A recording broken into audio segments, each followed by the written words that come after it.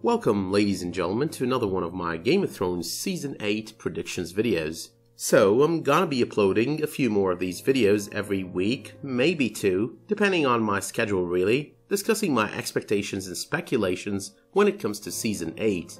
I might even space them out further, given there are a whole bunch of other videos I'll be focusing on with the return of most of my favorite shows. Now, I did already upload one of these on my predictions for Cersei, which was basically all about her demise on Season 8, and the various theories out there as to who would end up killing her.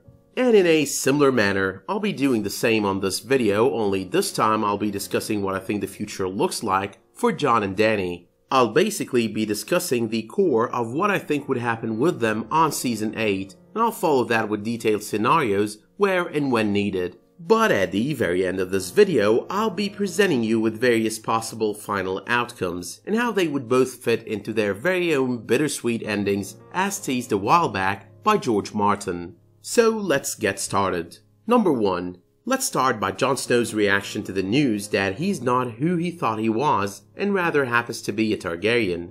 I'm thinking there are gonna be two aspects to his reaction. First of all, he's probably gonna be in total shock. He's not son to the man whom he always believed was his father, whom he loved and respected, and who will now seem like a better father than he ever thought he was, given all he's done to protect him, of course. Jon Snow pretty much lived his life mistreated by Catelyn Stark, dealt with like an outsider, and shamed as a bastard, like it was his fault. He never even got to know who his mother was, and Ned never made it to telling him the truth about who he really was, which he did promise he'd do before Jon headed off to join the Night's Watch. And to get this kind of influx of information, your father is Rhaegar Targaryen, your mother is Lyanna Stark, they were married, you're not a bastard, but instead you're the rightful heir to the Iron Throne, would be too much to handle at a first glance. It is actually kinda shocking in a good way and a bad way. While the bastard part of his life is gonna be no more, he's also gonna come to realize that everything he knew about himself and his origin was just a lie,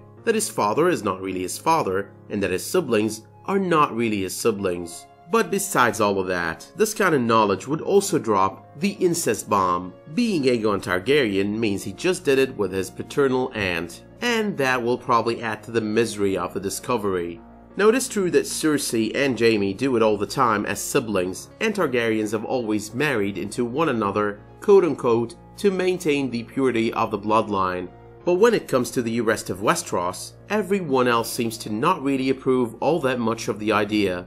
And Jon Snow is not really all that different than the rest of the citizens of Westeros. And part of it is gonna be about the fact that he's no more gonna be shamed for being a bastard, but instead he's gonna be ashamed of sleeping with Daenerys. And the thing that'll probably add to the misery of this particular situation with Dany and sealing the deal on the finale of Season 7 is the fact that he definitely has strong feelings for her. Forget about the fact that some fans did not see love as part of all of this, as part of the both sex equation.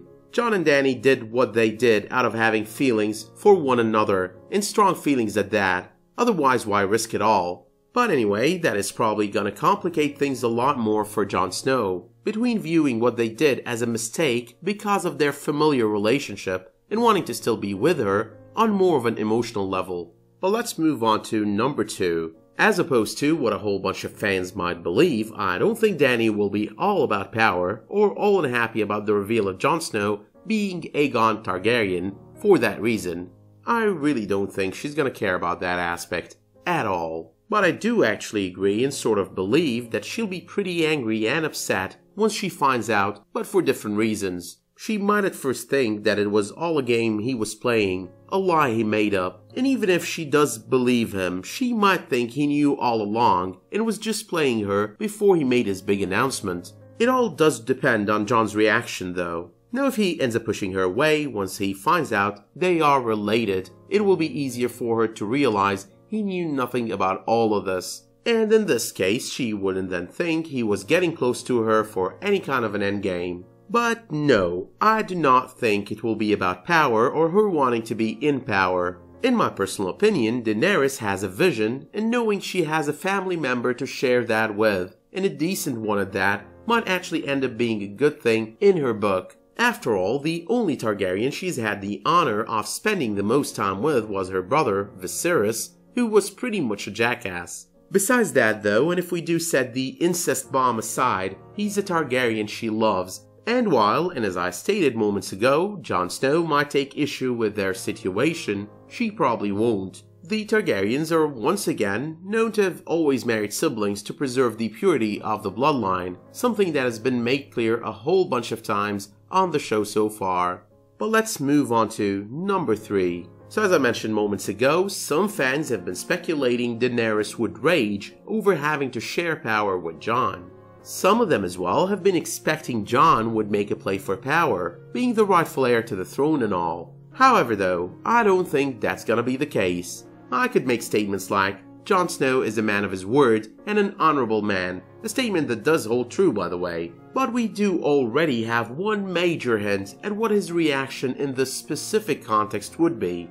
Jon made it clear to Cersei on the finale of Season 7 that he cannot serve two queens, that he has already pledged himself to Daenerys Targaryen as his queen. That was also followed by his response to Dany and Tyrion when they told him he should have given her what she wanted. When enough people make false promises, words stop meaning anything. When it comes to Dany as well, she probably knows and realizes what kind of man he is. Raging for power is not going to be an option there. And Jon never even cared for all these titles in the first place, never even wanted to be the king in the north. He happened to be sort of elected by the lords of the north without even asking for it. So if anything, the only trouble over power that we might get to watch ensue on Season 8 would be a disagreement over her wanting him to be king and him disagreeing. I'm not really saying that is gonna be the case, I'm just saying that is the only scenario where they might disagree, in my personal opinion. But moving on to the last on my list before I start discussing bittersweet endings, and number 4. Now given all the hints on Season 7, and let's agree there were a whole bunch of them on the final 2 episodes, I think Dany will be pregnant at some point, possibly early on Season 8. The logistics of how she gets pregnant, how the supposed curse Mirri Maz Duur put on her would be broken, and whether or not there was a curse to start with, is something I've shared my thoughts on in a video you'll find linked on the end screen to this one.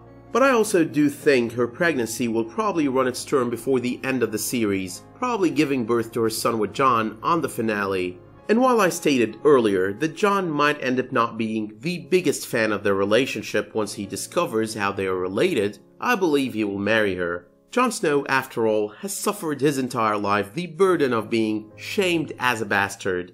He might have been known as the son of the Lord of Winterfell and Warden of the North, but he still got treated worse than a commoner would in so many instances, over something he had no fault in. And he probably won't want that for a son of his, and won't let it happen as well. He probably won't allow for him to be treated as a bastard the way he was treated like one.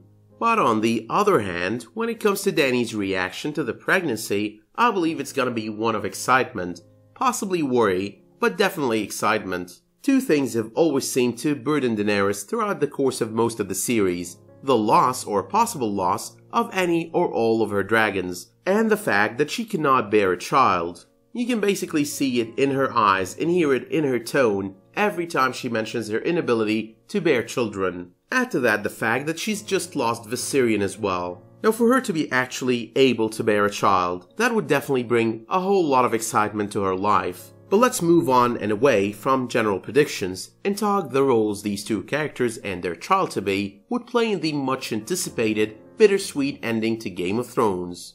Number 1.